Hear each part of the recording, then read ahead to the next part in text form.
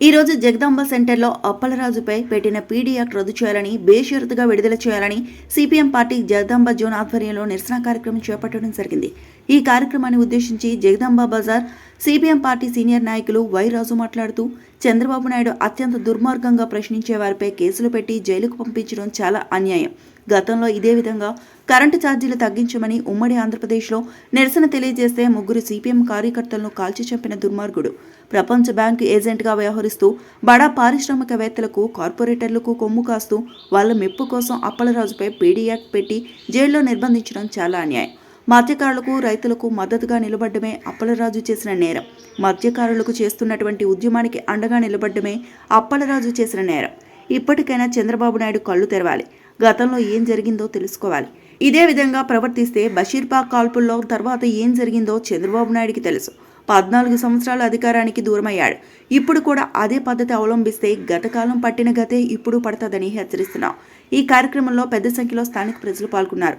CPM party Jagadamba zone కార్యదర్శి ఎం సుబ్బారావుతో పాటు K Chandra Rao, Narasingarao, Appanna, Hema, Pattabhi, Paidiraju పెద్ద సంఖ్యలో పాల్గొన్నారు. ఈరోజు జగదాంబ సెంటర్లో అప్పలరాజు గారిని వెంటనే పీడీ యాక్ట్ లేకుండా వెంటనే విడుదల చేయాలని బేసెత్తగాన అప్పలరాజు గారు చేసిన మంచి పనిని ఈరోజు ప్రజల కోసం, ప్రజాస్వామ్యం కోసం పనిచేస్తున్న అప్పలరాజుని అత్యంత దుర్మార్గంగా పీడీ యాక్ట్ పెట్టి అరెస్ట్ చేయడం అనేది అత్యంత దుర్మార్గం. అటువంటి పండగలు కానీ పబ్బాలు కానీ చేసుకోనివ్వకుండా ప్రజల కోసమే నిత్యం పనిచేస్తున్నోడిని తెలుగుదేశం కూటమి ప్రభుత్వం పీడీ యాక్ట్ పెట్టి ఈరోజు జైల్లో పెట్టడం అత్యంత దుర్మార్గం.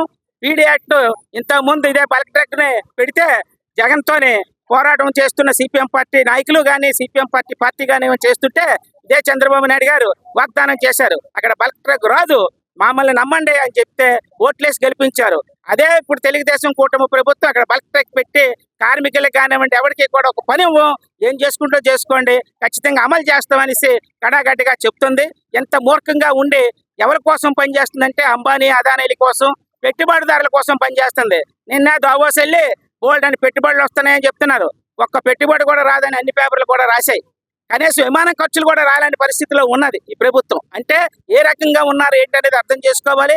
ఒక పక్కన గ్రీన్ ఎలర్జీ అని చెప్పి 10,000 మందికి ఉద్యోగాలు వచ్చేస్తున్నాయి అని డప్పులు చెప్పుకున్న కాకినాడలోనూ ఈ రోజు అక్కడ ఏమి రావు, పాత ఫ్యాక్టరీనే మరమ్మతులు చేసి పేరు మార్చి ఎంత దుర్మార్గంగా చేస్తున్నా ఇలాంటి కూటమి ప్రభుత్వం ఇంత దుర్మార్గానికి పాలు పంచుకుందంటే ప్రజానీకంలోకి తెలియపరిచి కోటి వాళ్ళ పోస్టులు వేస్తున్నాం, 2 కోట్ల కరపత్రాలు వేసి రాష్ట్రం అంతా పంచుతున్నాం. ప్రభుత్వం చంద్రబాబు నాయుడు కూటమి కుళ్ళి ఏ రకంగా ఉంది, కుతంత్రాలు ఎలా కప్ చేస్తున్నాడు అనేది ప్రజలందరికీ తెలియపరుస్తున్నాం.